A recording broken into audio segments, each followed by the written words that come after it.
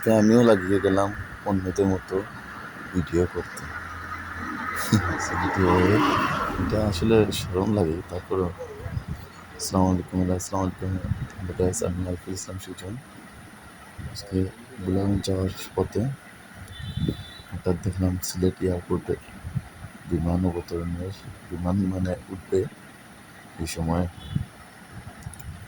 তো ভাবলাম যে সবাই যখন ভিডিও করতেছে আমি একটা ভিডিও করি, দেখি কীরকম হয়।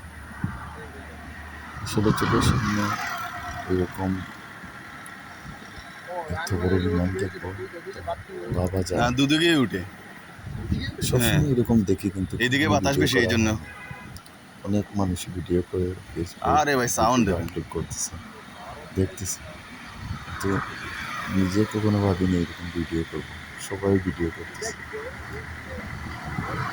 ভিডিও করার তাকে হঠাৎ মানে যখন বিমানটা ঘুরলো, মানে এত প্রচণ্ড আওয়াজ হইল, যখন সে ফুল স্পিড নিল তখন মানে চারপাশের অবস্থা এত ভয়াবহ, মানে ঘূর্ণিঝড়ের মতো অবস্থা হলো। দেখুন এই দেখেন, সাউন্ড দেখেন। আওয়াজ হবে আর দেখুন ওই দেখেন। কীভাবে উড়ে যাবে। এই দেখুন, এই দেখুন।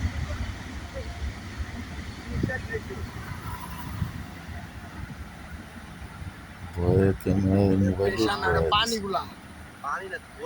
এই সে আস্তে আস্তে স্পিড দিয়া ওই মাথায় কর্নারে যে সে আকাশের দিকে এগিয়ে আমি ফুল জুম করে মোবাইলের ক্যামেরা ফুল জুম করে তারপর ভিডিও করতেছি। মোবাইলে জায়গা হইতেছে না, অনেক দূর থেকে ভিডিও করতেছি।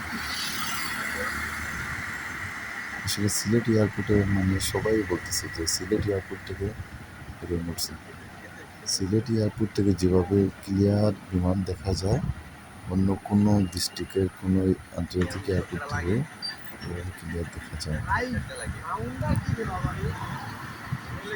বিমান গেল কই? ভালো থাকবেন। আসসালামু আলাইকুম। সবার জন্য শুভকামনা রইল।